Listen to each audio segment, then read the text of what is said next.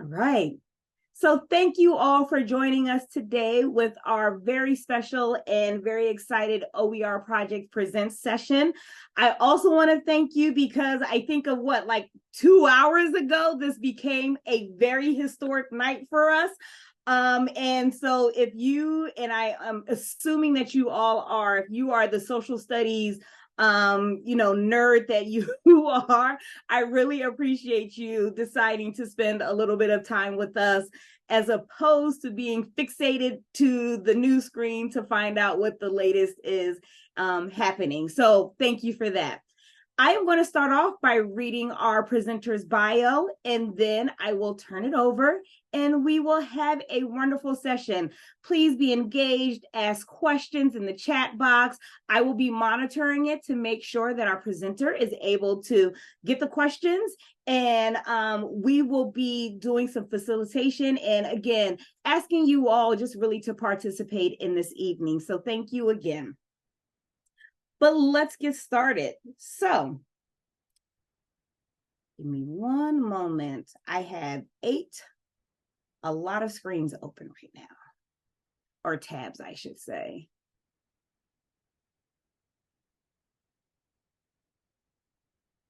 All right. So, Dr. Natalie Martinez is a professional educator. She was a principal and teacher at her Pueblo Nation and taught middle schoolers and high schoolers at other schools in New Mexico. Dr. Martinez's collaborations on Indigenous-centered curriculum projects include Indigenous Wisdom, Indigenous New Mexico, the Curriculum Guide for an Indigenous People's History of the United States for Young People, and the Teacher Guide for Indigenous Ingenuity. Her chapters appear in Luminous Literacy, sorry, that alliteration got me, and the Yazzie Case, interrogating the Yazzie/Martinez lawsuit. Dr. Martinez most recently completed a visiting lecturer appointment at the University of New Mexico and has started as a full-time faculty at the Central New Mexico Community College in teacher preparation this fall. Her research focus is education for Indigenous youth, professional curriculum development, and education policy. So please, I welcome Dr. Martinez as our speaker for tonight. Yay, round of applause. Hi, everybody. Thank you. Thank you, Ebony. I really appreciate that introduction, and welcome, everyone. I'm so glad to see you all. It's been a minute since we've been virtual like this, but we had all gotten used to it for the past few years. So I appreciate that we have this technology at our avail, and I'm going to actually use it without further ado. So what I would like to do is share with you my screen, and let me see where my screen share is. I'm going to share my screen with you and invite you to join me as we begin this 90-minute discussion. I am coming to you from my Indigenous homelands here in New Mexico. And so Ebony is going to get us started with this first poll. So if you could take a look and respond to how you have engaged with learning about Indigenous histories previous to today, that would be great. I appreciate that.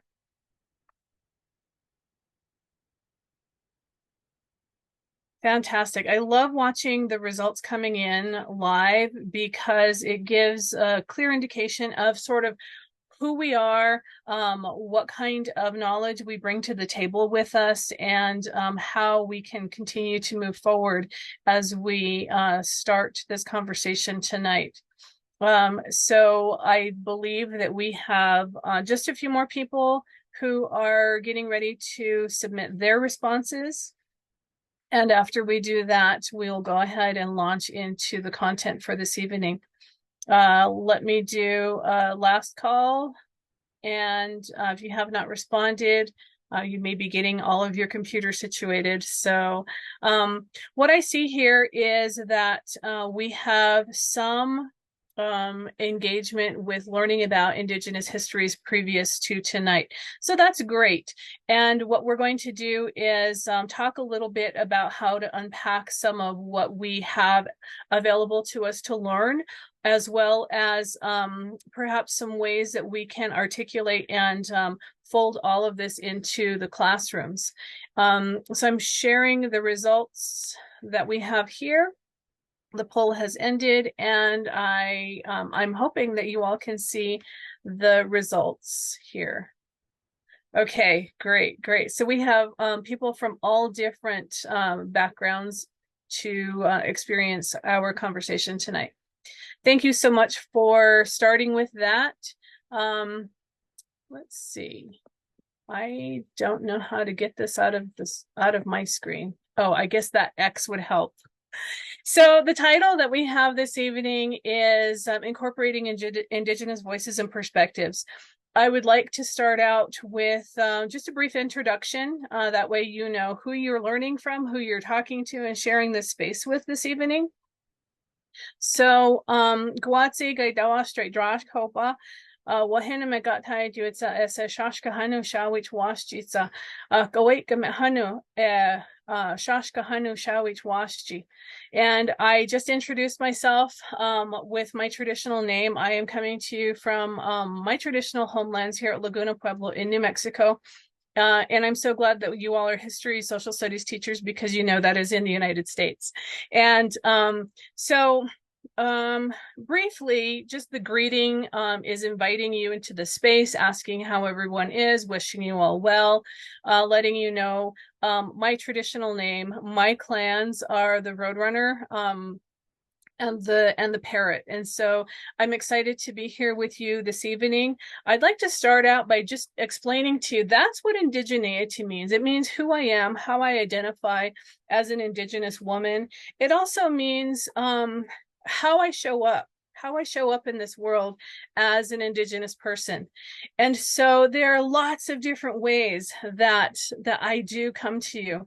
And I think that, you know, with all of my familial relations and things like that, the most poignant in a lot of ways is that I'm living proof that that the boarding schools did not kill us all off. So what you see here is an image of my great-grandfather, Osje. In 1880, he went to Carlisle, Pennsylvania from Laguna, and he was one of the first children to participate in Western education there in Pennsylvania. And so that was 3 generations ago, over 140 years ago. And he had a different take on his experience there, and it was very positive. And I think that really sets the foundation and the groundwork for how I experience school and how I, you know, sort of show up. So I'm a cisgendered woman, I'm a grandmother, I'm a mother, I'm the wife of a veteran, you know, I'm a community member. And that really is who I am, and you know, the background that I bring to you. As I mentioned before, I am coming to you from New Mexico. My Indigenous homelands are located here. And if anyone is familiar with New Mexico, we are in about west central New Mexico. Arizona is to our west, and Texas, Oklahoma to our east. And we have Colorado to the north, and Mexico to the south. So that's significant because in New Mexico, most of the people who are living in New Mexico, Indigenous people, had not been removed from our ancestral homelands. And so we continue to live on the same lands that we had settled since we began. With the exception of the Navajo Nation and the Mescalero and Chiricahua Apaches, who had been removed and since have been able to go back to their homelands. So in New Mexico, there are 19 Pueblo nations. There is the Navajo Nation, the Jicarilla Apaches, Mescalero Apaches, and Chiricahua Apaches have recently gotten some of their land back in southern New Mexico. So that's really significant to situate ourselves where we are here. I live currently on the farmland that my great-grandfather Gosje had originally cultivated. And that's an important piece because that's something that I also bring to my contemporary space with me is the love of farming and taking care of the land, the stewardship there. So as we move into our content, here's our first engagement. And I'm going to try and get rid of this. Okay, sorry. So if you take a look at the quote that I have here, this is coming to you directly from a land app that I'm going to ask you to use. As we get into tonight's conversation, I'm going to ask you to use a QR code or to use a URL link to engage in a couple of different things, as well as using the chat and the features from Zoom. So we're thinking about land in a certain kind of way. And what I would like to ask you to do is to use this Native Land Digital app. Let's spend a few minutes and go there. And in the app, there's a place for you to enter your city and state. I don't think I would get as specific as a home address, but if you would enter your city and state, that'll give you some more information.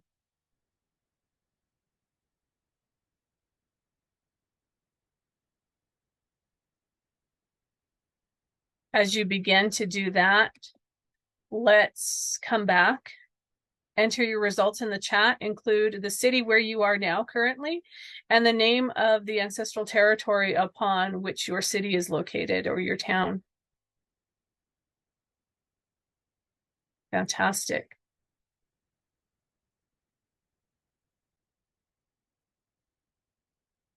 And if you would just scroll through the chat, it's amazing what you see and where people are joining us from this evening. I really appreciate that you are taking this time to join us from different places around the nation and to spend some time understanding that there previously were entire civilizations and cultures and groups of people who have occupied and lived upon this land for since time immemorial.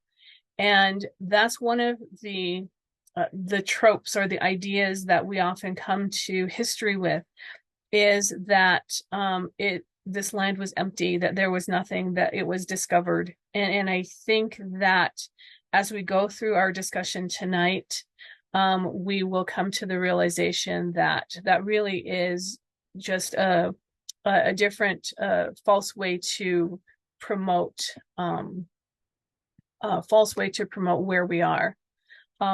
So at one point in time, we did have ancestral Indigenous relatives who lived at various places across this country.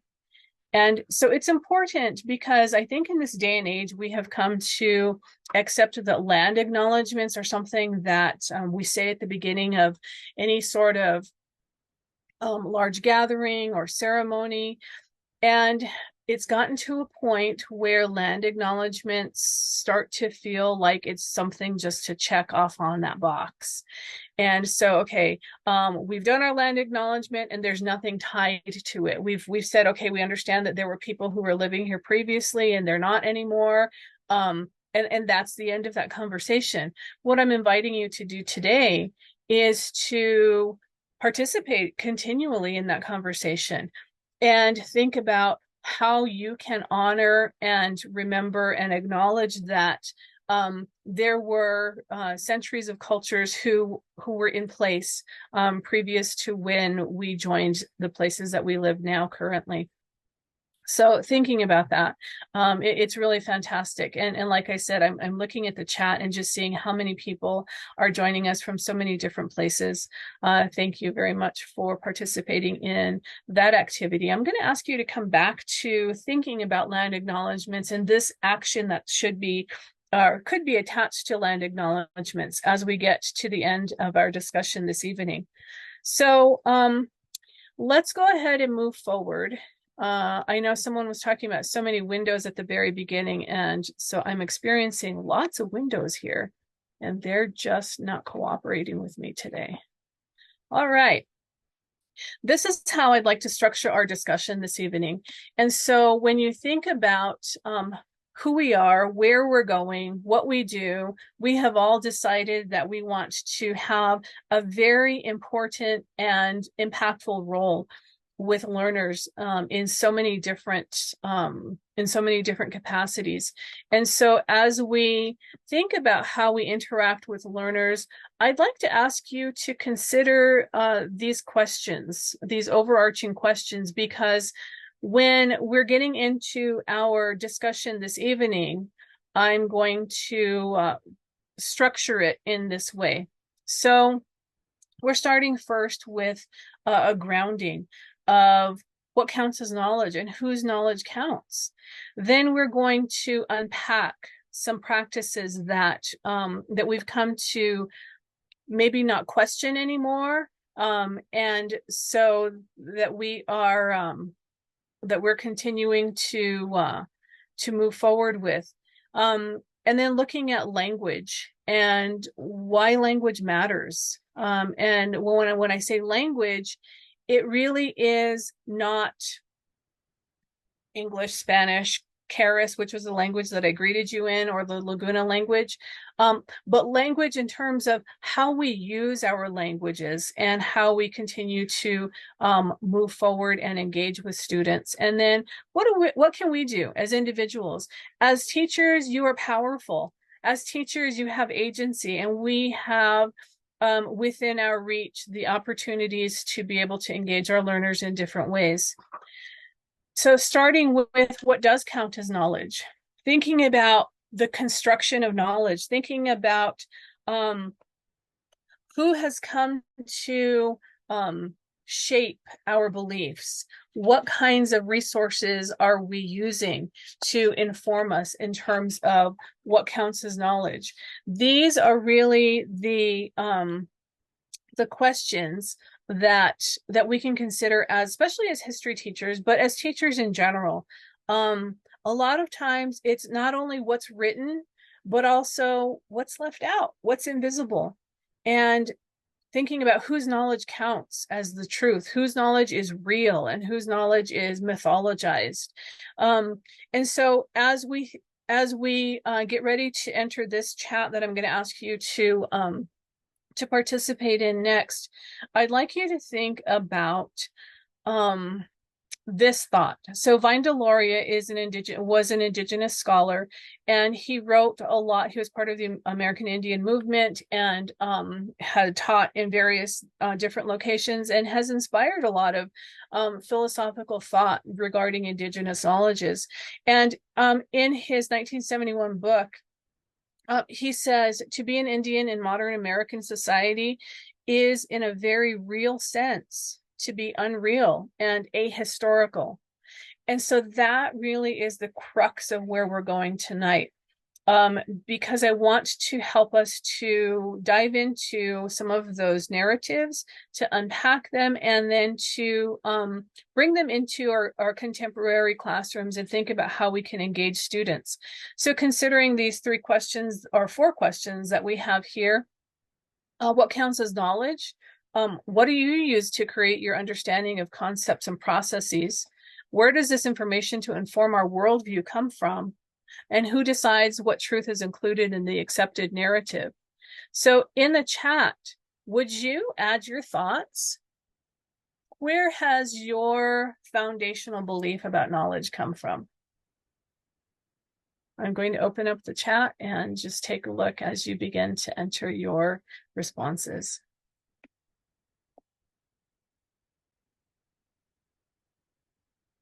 so many shared sources of information.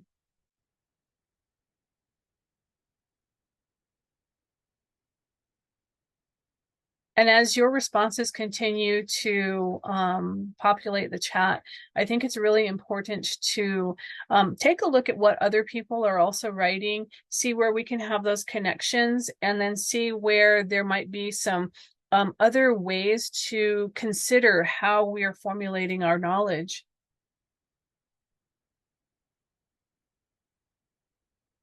Fantastic. Thank you so much. Please continue to enter these into the chat.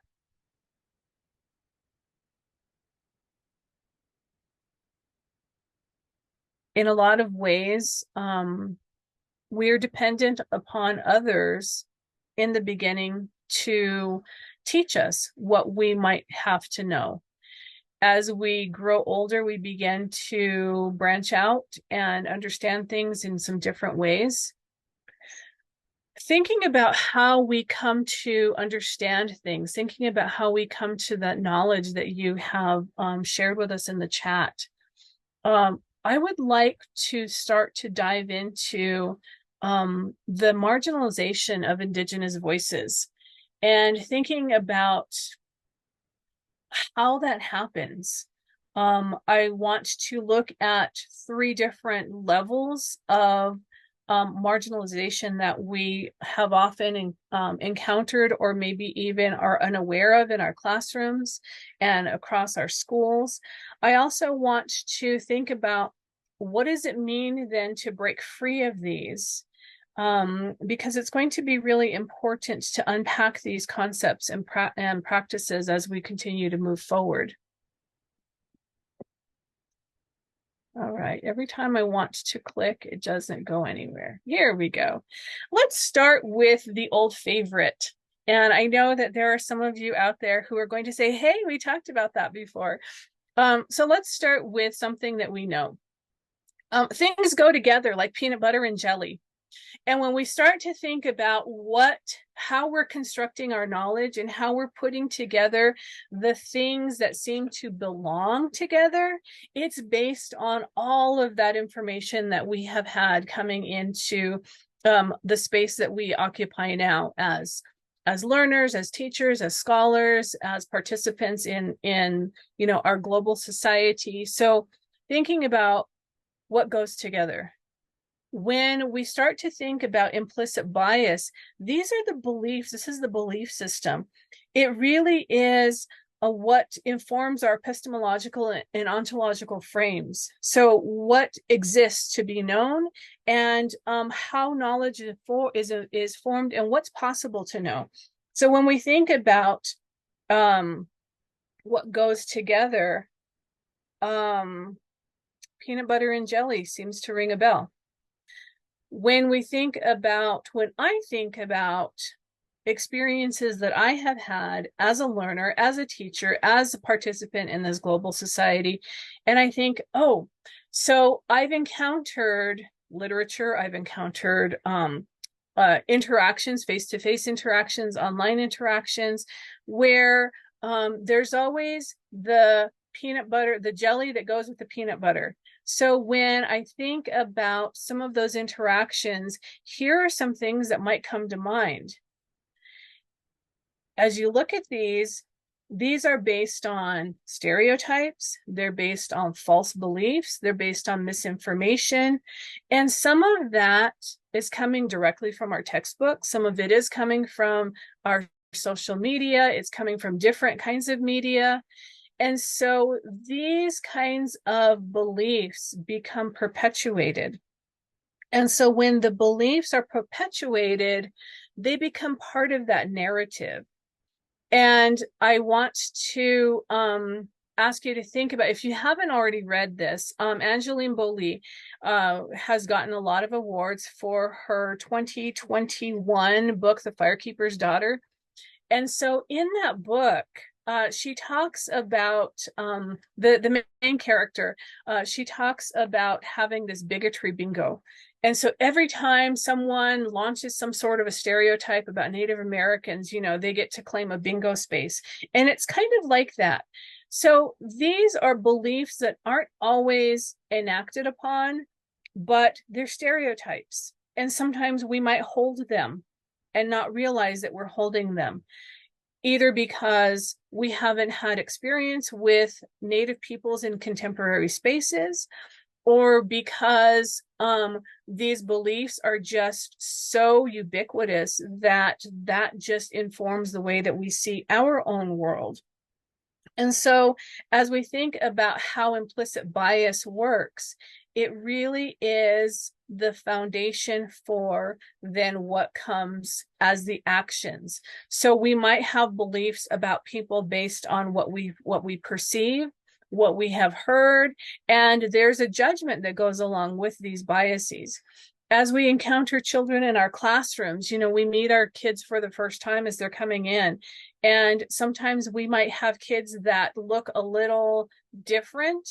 And immediately we start to try and put that picture together. And sometimes it might be because, we might need to figure out how we're going to provide learning opportunities for that student, or it might be because there are things that we have in our belief system that are in the back of our heads that are going to inform how we interact with those students. And I think it's really important as you are thinking about Indigenous voice and perspectives in your classrooms to start to do an inventory. What are some of those beliefs that you might have learned or might hold, and acknowledge that they're there. And I just realized I spelled acknowledge incorrectly. Sorry. Acknowledge that they're there. Confront them. Are they valid? What is it based on? Where does this belief come from, and how do I make sense of it, and then do better? There was a quote that's attributed loosely to Maya Angelou, and she talked about how when she didn't really understand exactly what was going on, she tried her best, and then she learned, and then when she knew better, she did better. And so that's what we do constantly as teachers. We learn constantly. We get to know what's going on in our children, in our students' lives, in our larger society, and we start to do better. And so that, I think, really is the foundation of why you're here, to know, to understand, and to help to do better, and to make our classrooms better spaces for our learners. So the next piece that I would like to talk a little bit about really has to do with microaggressions.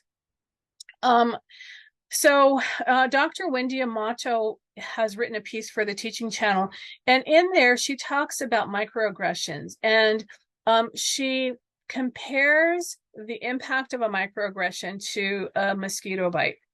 One mosquito bite is annoying.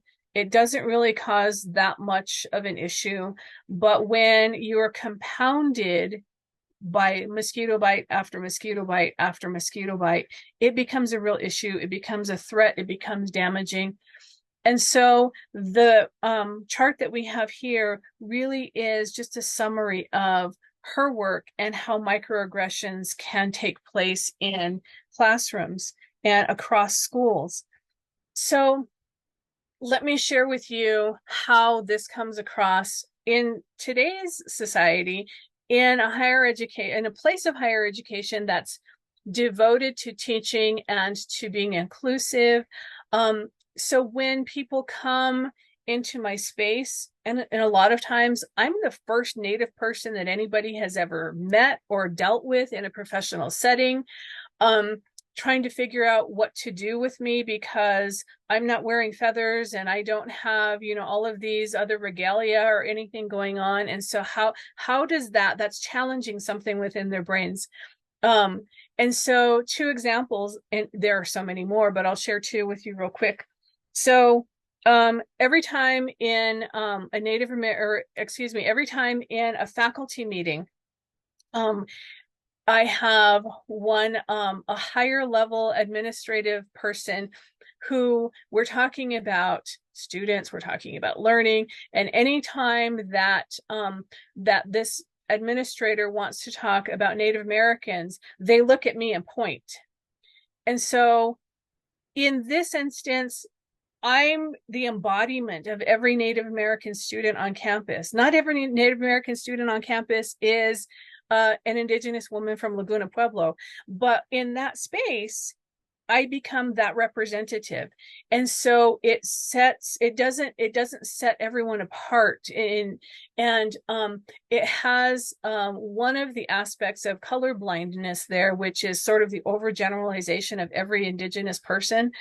And so that's a little annoying. And because we have the asynchronous power relationship, because this is a high level administrator, I'm left to try and help to teach. Let me try to help to teach, because that, as people of color, a lot of times people who are othered or who are marginalized, our job then becomes to teach others that, this is a more appropriate way, or this would be a better way of dealing with or saying what you're trying to say, or engaging me as an individual human being.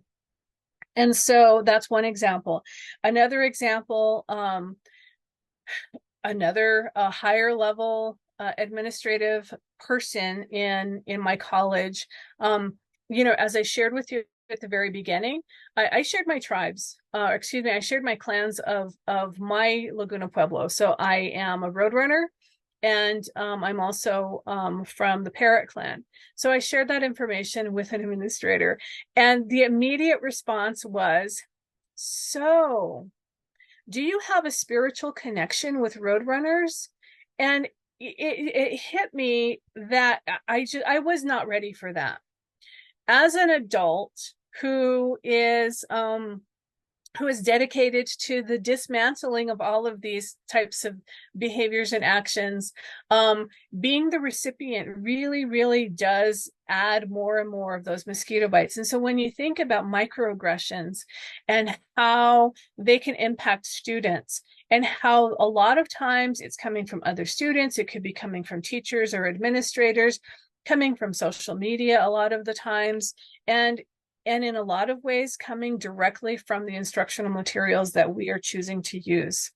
So I would like to ask you, in this poll that Ebony is going to put up in just a minute, I want to know what your experience with microaggressions on your school campus is. And if you're not at a school, maybe you can think about the public spaces that you occupy. And so we'll take a look. I'm seeing that a lot of people are responding, and we are having a competition between a couple of different responses. And so we have just a few more people who are going to be responding. If you could get on the poll, and in just a few minutes or a few seconds, I think we'll go ahead. We have most people. Ebony, let's take about 30 more seconds, and then we'll share the results. All right. Okay, thank you. So the results, over half of you who are participating have witnessed microaggressions towards students or colleagues at your campus.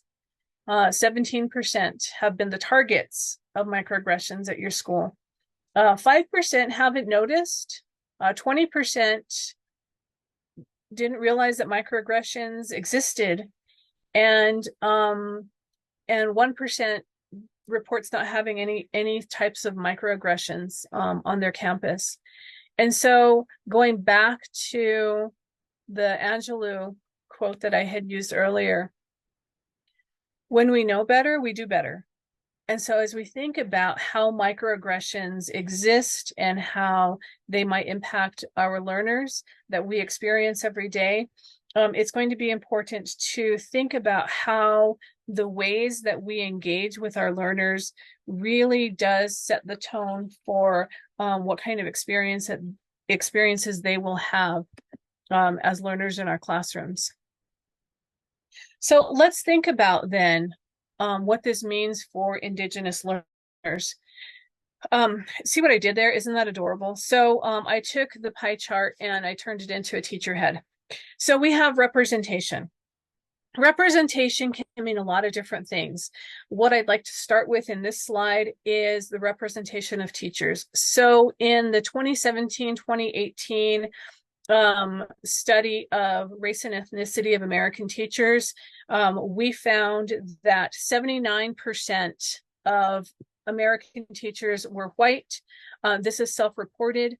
9% were Hispanic, 6.7% were Black, 2% Asian, 0.5% Native American, 0.2% Hawaiian Pacific Islander, and 1.8% were reported a mixed racial or ethnic group.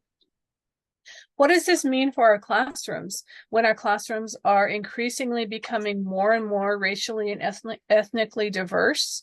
And so in a lot of places, there's a push to provide opportunities for more ethnically and racially diverse teachers to enter the teaching force. But at the same time, that doesn't mean that that's the only answer.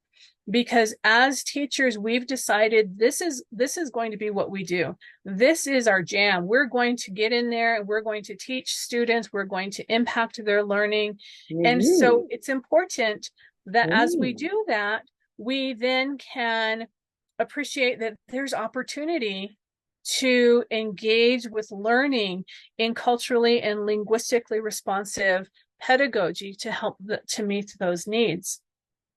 So when we think about our learners and we think about maybe the children in our classrooms, if we are making assumptions about race, or if we're talking about binaries like Black and white or Black or white, that becomes a little problematic. Actually becomes a lot problematic because it can be dangerous, it can be damaging, it can take a student's identity, and based on assumptions that you made, you're going all the way back to those implicit biases. So when you think about how you want to get to know your students, self-reporting is always the best way to go.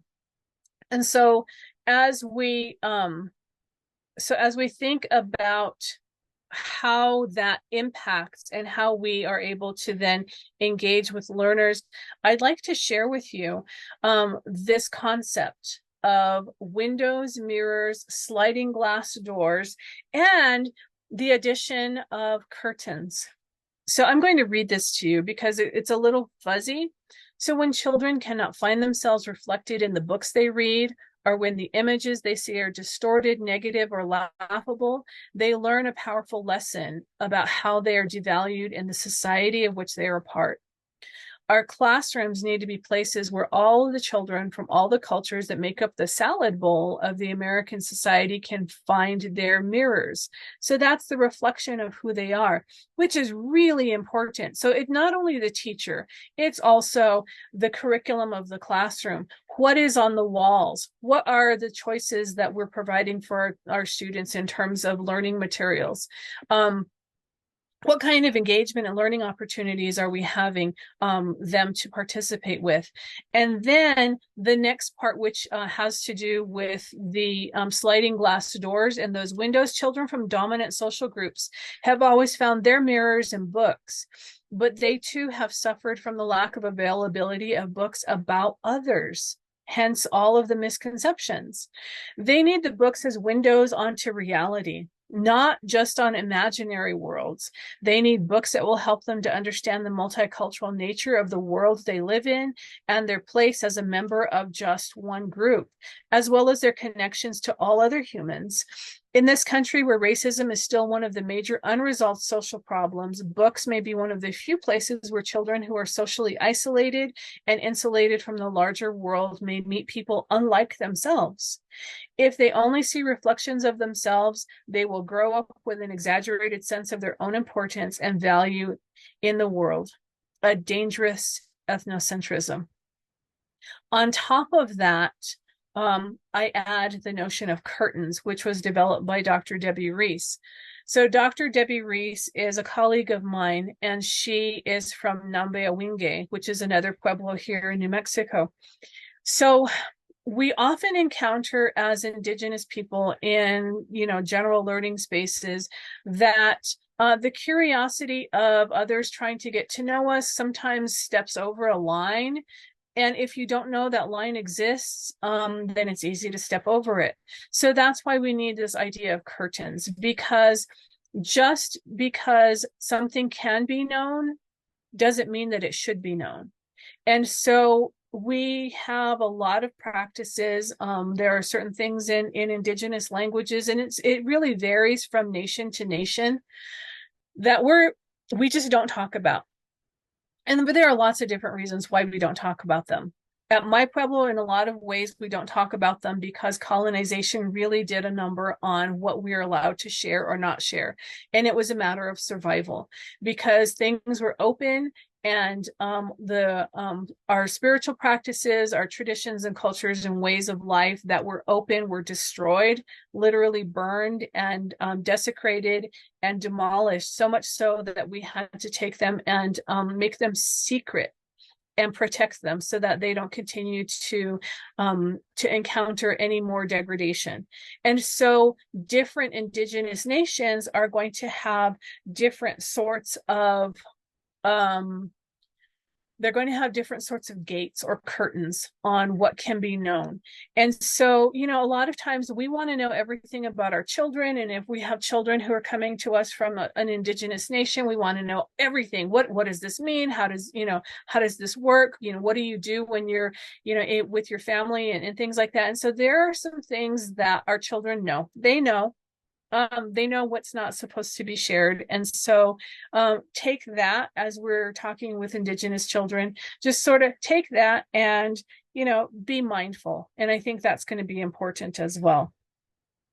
So here we are again. I can't move this. There we go. All right. So let's talk about historiography. So why does language matter when engaging Indigenous voice? So as we think about language, there are all of these tropes that are used in history books, and there's a clear message in there about how we should view Indigenous nations, how we should view Indigenous folks, whether or not Indigenous people are still alive. I have encountered people who are very shocked to know that Native American people are still alive. Because think about the imagery that's presented in our history textbooks. Not all of us live in teepees. That's a question I frequently get asked, is if I live in a teepee. I do not. That's not part of my nation's culture. That's not part of my nation's historical knowledge passed forward. Neither are headdresses or, all of the things that, a lot of times the books and imagery turn Indigenous cultures and peoples and knowledge into caricatures. And so those are some of the other images that we have presented here. Some of the other things or the other ways, these tropes that are folded into the narrative, make Indigenous people out to be something that would be easy to hate. Because if you think about the conflictual history that we have had in this country, there's a reason why histories are written in the ways that they are. So thinking about that critically, I think, is really important. And so again, it's what's said, it's what's left out. And so as teachers, we can step in to be the translators. As teachers, we can step in to really help students to understand and unpack by using skills of critical literacy. And so let me ask you, okay, here we go. I'm going to ask you to join a Padlet. So on this Padlet, I'm going to take down the PowerPoint for just a few minutes here. On this Padlet, I would like to ask you to enter your thoughts.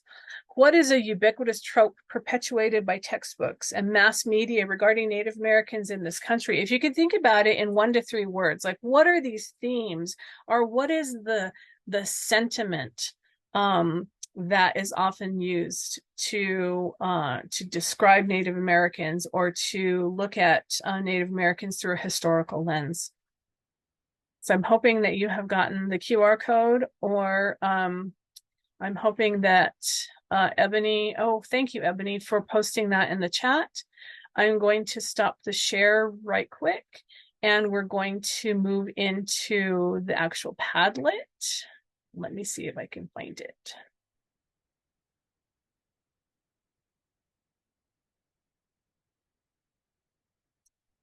Okay. My Padlet. Oh, look at this. I love it. Everybody is already coming on to the Padlet. And let me share with you. And you all can see it. I know you all can see it, by the way. So here we go. These are absolutely accurate. The portrayal of an entire 500 plus nations of people boiled down into one narrative. And so when we think about how those narratives, how those tropes really work to set the stage for our Indigenous learners that come into the classroom is one thing. And then when you think about how it really sets the stage for other students to learn about Indigenous peoples, that is how the perpetuation of this continual cycle of misinformation happens.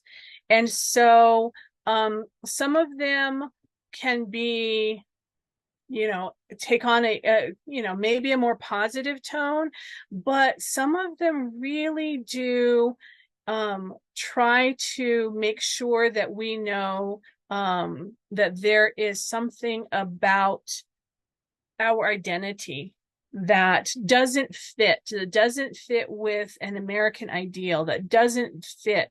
And so that was the whole purpose of boarding schools, to try and completely assimilate Native peoples, because it was all of these things that you all are writing. And so these are really amazing, because it didn't take us long to come up with these tropes. It really didn't. And so let me get back to my other screen. Let me get back to my other screen right quick. Boy, too many windows. Okay, this is not even the one I'm trying to find. Okay. All right.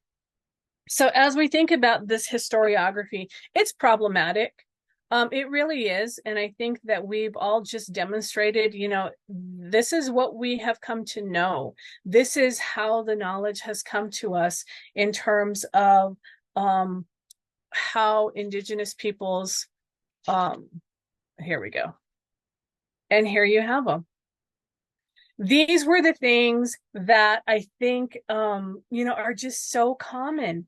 And I saw those repeated over and over and over as you entered your information on the Padlet.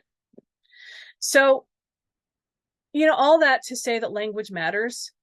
It matters in incorporating Indigenous voices into our classrooms, because if we choose the right language, it acknowledges and confronts those biases. We get to interrogate the stereotypes that we come to our learning with, and it interrupts those racial microaggressions by challenging the practice of invalidating and devaluing BIPOC and AAPI existence in spaces now.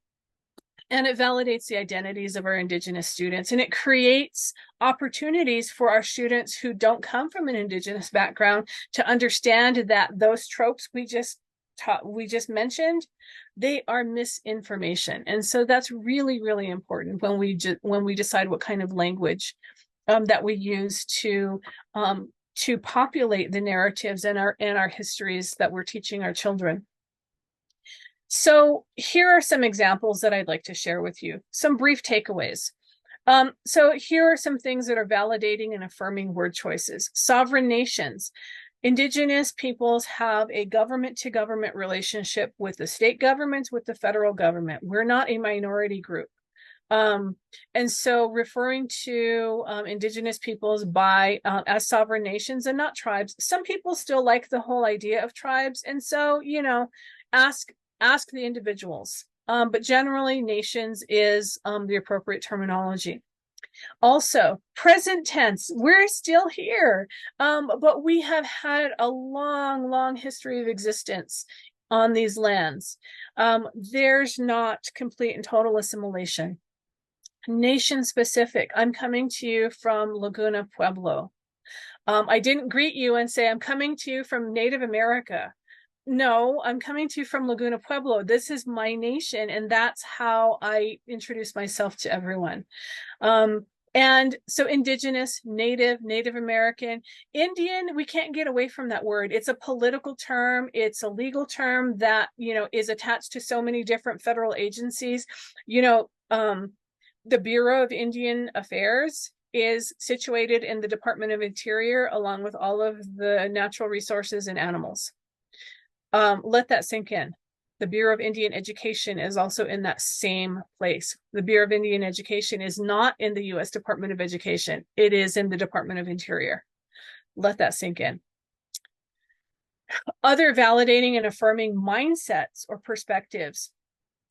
Indigenous peoples have long-standing and deep-rooted knowledge systems. It's not mythology. It's not, fables or stories.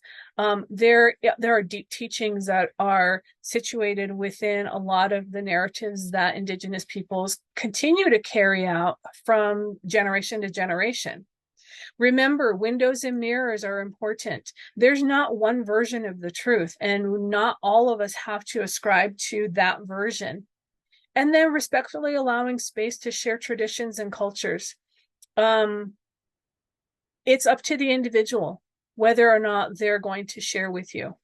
And so co-opting or commodifying culture, let's not make Indian headdresses. Let's not dress up as, Pocahontas anymore, or asking for one person to speak for everyone.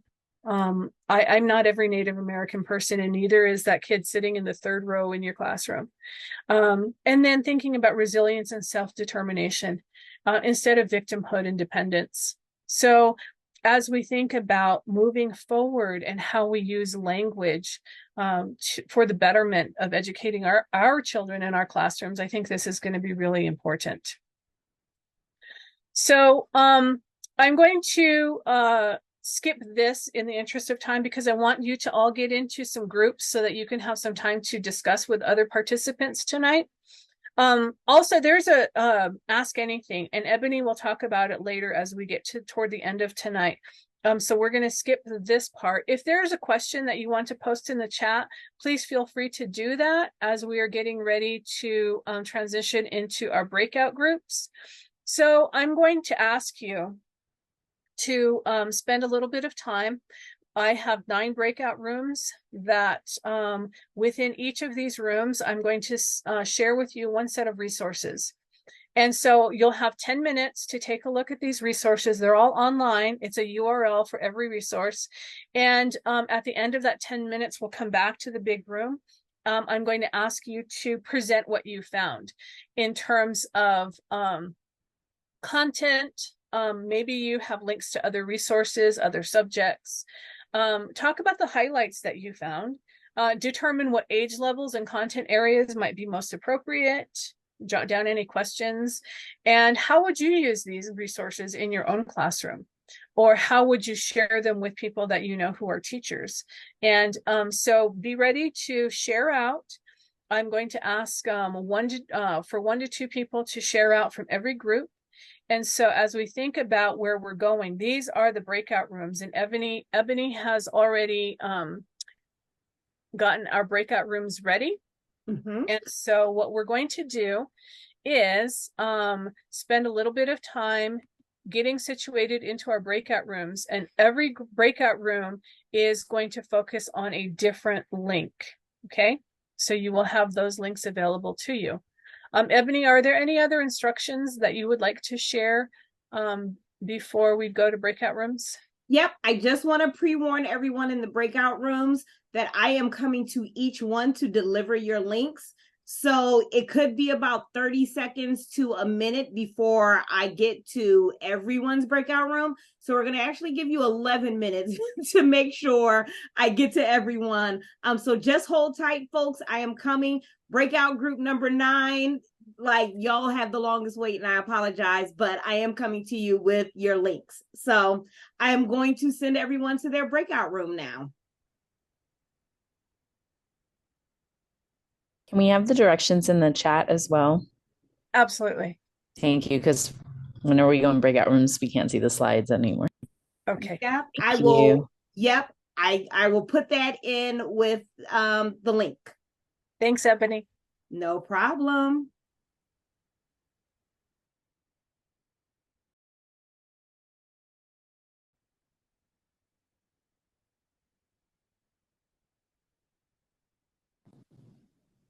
And welcome back.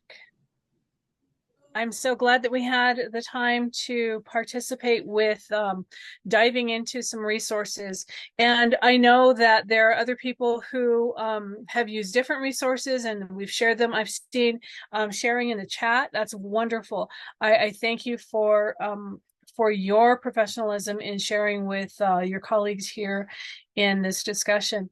I would like to spend just 1 minute per group. If you could just unmute yourself. I'm going to start going across the chart here. If the group that was talking about American Indians and children's literature blog, would your reporter please come on and in about 1 minute give us some feedback about what you found, please?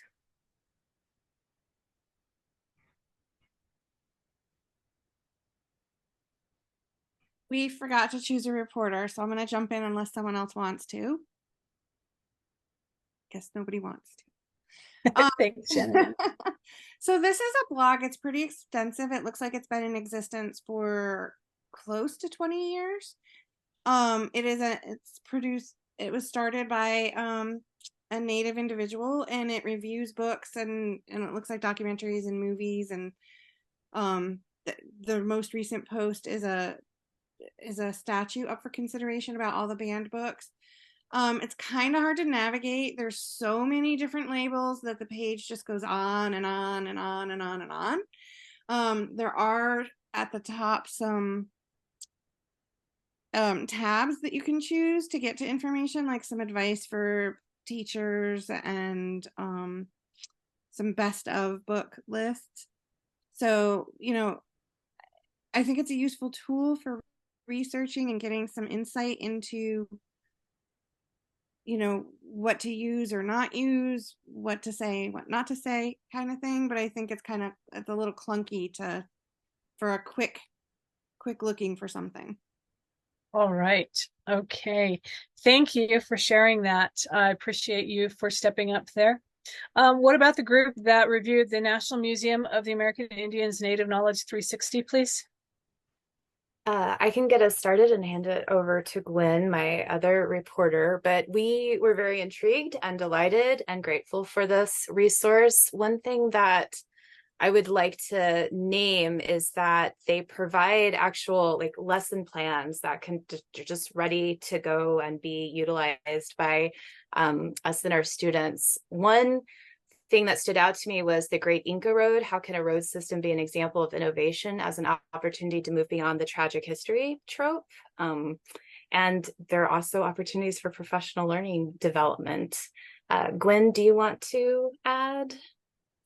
Sure. Speaking to those lessons and resources, Amber found that, the grade level is truly all-encompassing. She was finding kindergarten lessons that would be applicable, that you could take the activity that we started with of identifying where we are presently on land and look for those nations' information in their site. Their PD is both online and in person, but they also have some recorded, so anybody anywhere can go and check it out. Wonderful. Talk about great timing too, right at the minute mark. Thank you for sharing. The group that was looking at the University of Arizona Indigenous Pedagogies.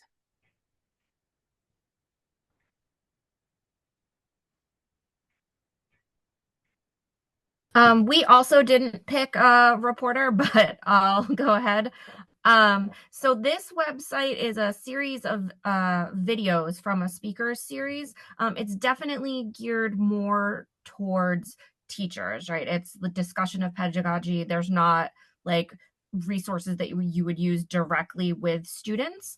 But just perusing them quickly, we talked about the ones that discussed interweaving with lesson plans seem particularly useful to us. There are some that talk about environmental justice and braiding in Indigenous knowledge. There's also a video on the topic of survivance, and we talked about that term survivance and what that meant and how that could inform our teaching of Native peoples. Fantastic. Thank you for sharing that.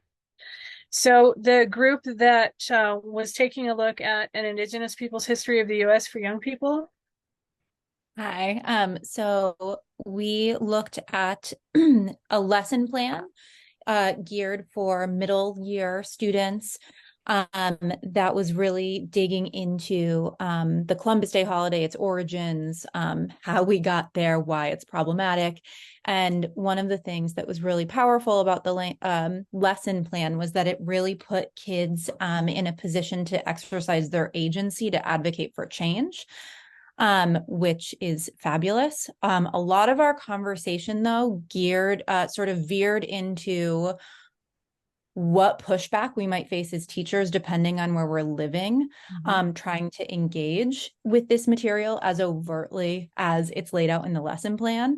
Obviously, in an ideal world, this would be an amazing thing to be able to do everywhere with our students. We talked about how to engage with less inflammatory primary sources in order to kind of engage with the issue of the history of the Columbus Day holiday and the fact that it wasn't sort of naturally sprung from the earth whole cloth and something that needs to be celebrated forever. But yeah, I think it's really, it's very touchy. And I think there's a lot of awesome stuff there, but also a lot of consideration to be given to like, how can we engage with this with our students without facing backlash that would stop the conversation completely, if that makes sense. Absolutely. And that's kind of the times that we live in at this point. And I think that I appreciate the conversation that you all were having in terms of how can we still do this, but make it a little bit more palatable, because that's sort of the navigation that we have to make as teachers. Thank you. The group that talked about the Zinn Education Project. I am John. I was in that group. We talked about Abolish Columbus Day, the project. We talked about Indigenous Peoples Day, which we've replaced Columbus Day in Washington State with Indigenous Peoples Day. I talked about I work at the Healing Lodge of the Seven Nations, and we're 65% Native American. And we're not a normal school. We're a school for kids who have drug and alcohol problems and mental health stuff, that challenges that we work with. And so how we get to celebrate that, we make prayer bundles and we do smudging and songs and we play stick games and we turn the whole day into a celebration. So talk about how that could be celebrated and being able to enjoy those things. And we also I spoke about Howard Zinn's work, and I've been able to read it, and we all talked about that and how great that is. And the site itself, Abolish Columbus Day, is just it's a great doorway into a lot of curriculum. I mean, they just straight up give you the lesson plans, and you have to search because some of the reading can be pretty intense as far as what levels it's written at, but there's lots of stuff for all sorts of levels of students. And we barely even got to touch it in the time we had. It's great. Great. Thank you for sharing. So let's hear from the group that took a look at the Native Land Digital Teacher's Guide.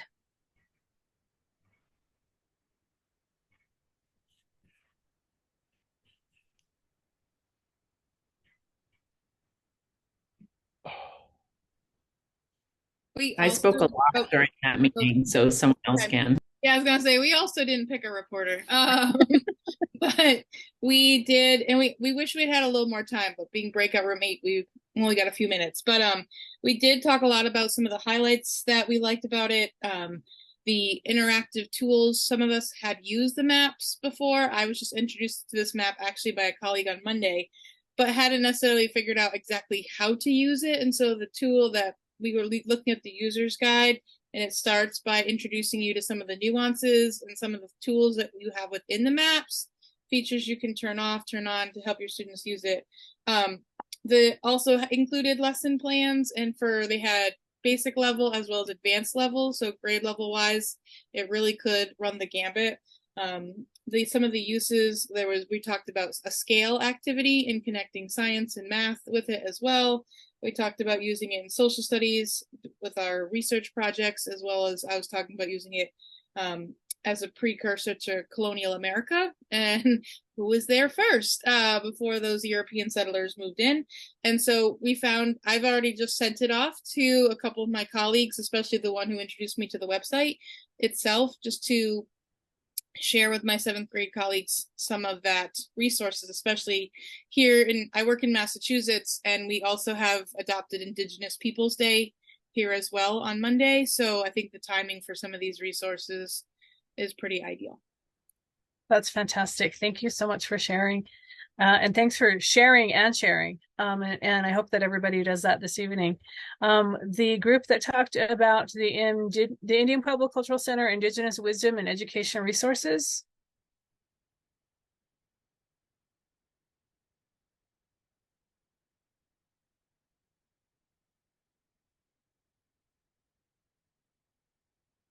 We didn't designate a speaker, but I can go.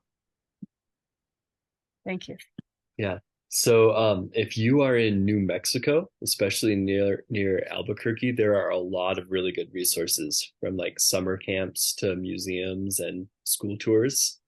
What really impressed us is there is curriculum for 1st through 12th grade, and it includes social studies, language arts, and science, and it's like aligned to current standards and includes STEM too. And I was really impressed with like how well designed the curriculum was. I'm also in Colorado though, so I was wondering if it would work as well for my students as it would students in New Mexico. And that inspired me to look for like Colorado Department of Education resources. And I was able to find some good stuff for Colorado. Great. Thank you so much. All right.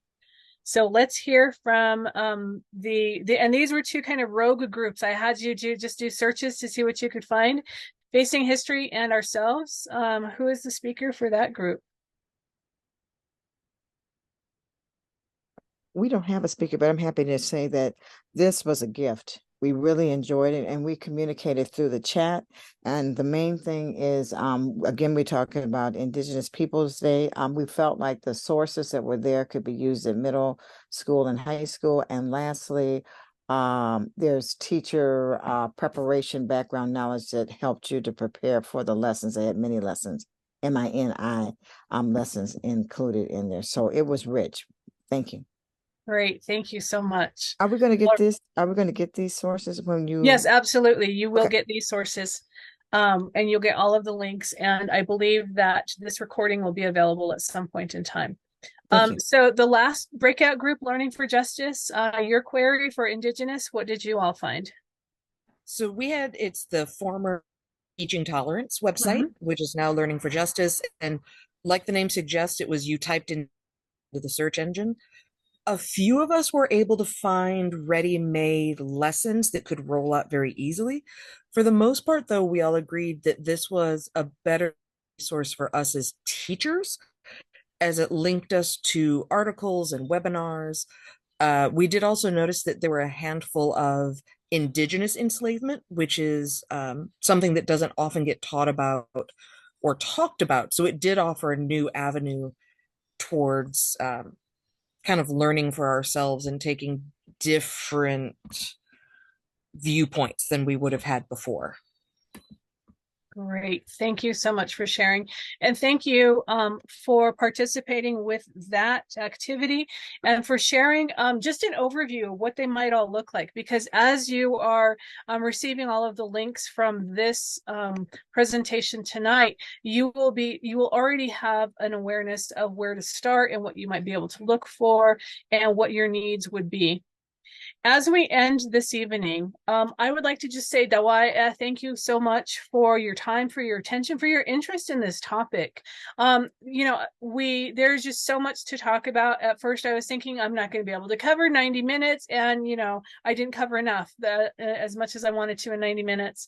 But going back to the opening, regarding the land acknowledgement. So when we think about acknowledging the land that we're on and taking it into action, teachers have great agency.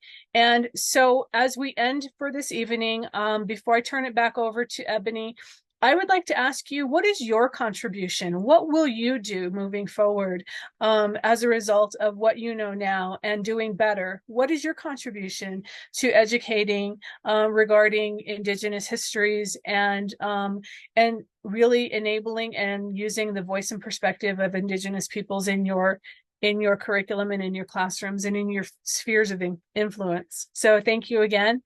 Please enter it into the chat. And at this point, I will turn it back over to Ebony.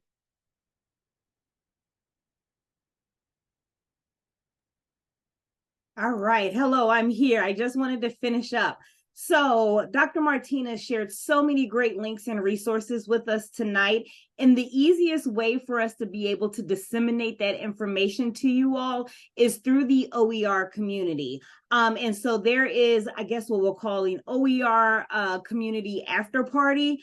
And Dr. Martinez will be there moderating and answering questions, providing links and resources for you all to be able to get, again, all of the wonderful information that was shared during our presentation tonight.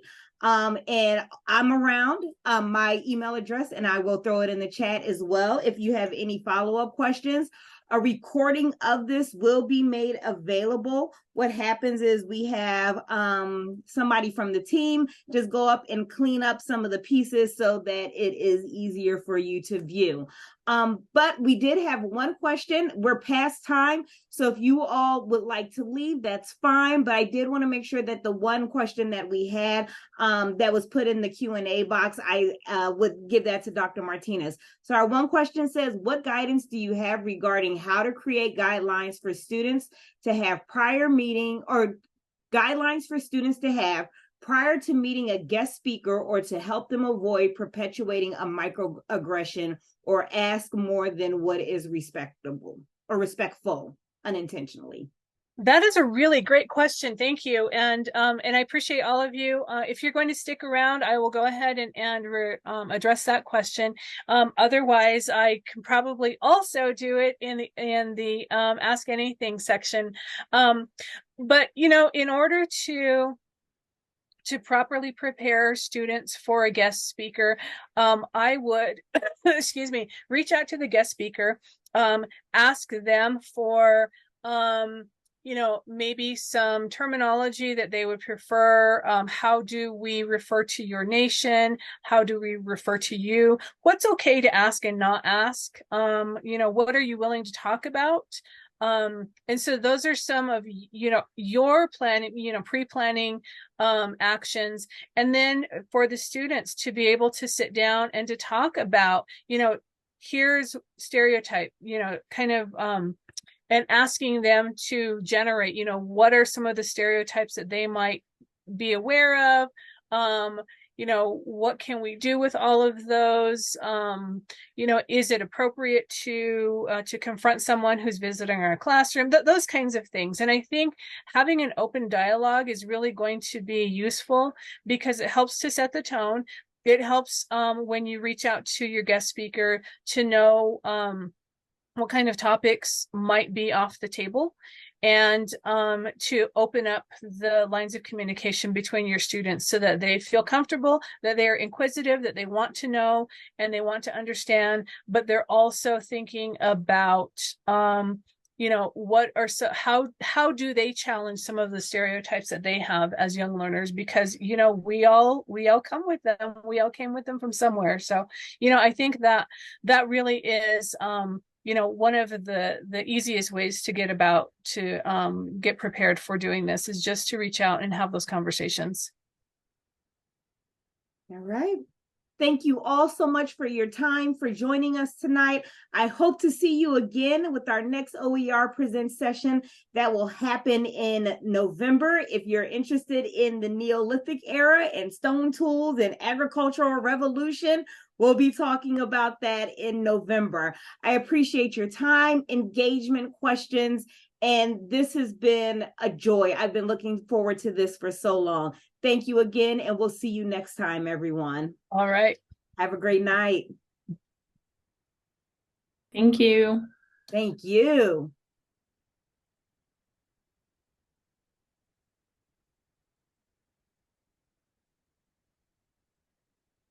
Thank you. I think I got in a little bit late, so I missed you. So when will the recording begin?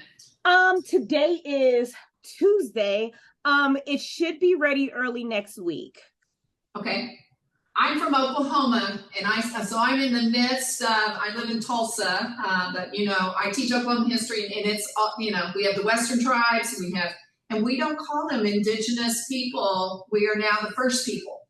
So we have a museum that was actually built in Oklahoma City, and we teach summer school, we travel, and it's a fantastic museum that covers a lot of Native American culture. Wonderful. But that's our references now. That is called the First American Museum instead of Indigenous people. So I was just wondering, I missed the speech. I wanted to hear Ms. Martinez speak, and I missed that. So I apologize, but thank you for having this. You are fine. And that's why we'll make the recording available. We'll also send out a link when the recording is available, just to say, hey, if you're interested in watching the video, you can go here. Awesome. Thank you. Absolutely. Thank you, Linda. Hey, I forgot the name of the OER representative. What was her name again? Ebony McKeever. Did I not Ebony myself? You sorry. Did. I just didn't. I didn't track it. I'm sorry.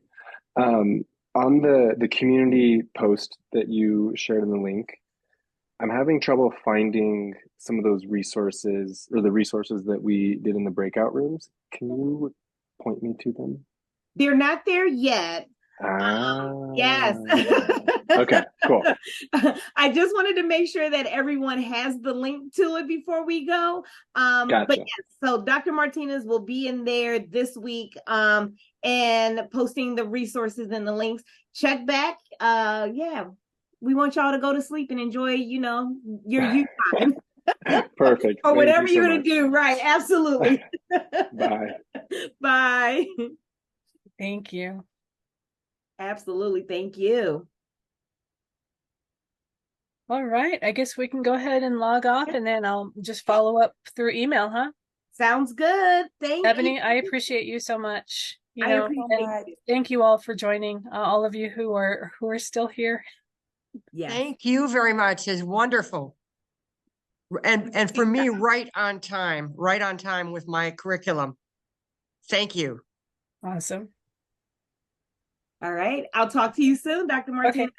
Thanks, Ebony. Bye-bye. Bye-bye.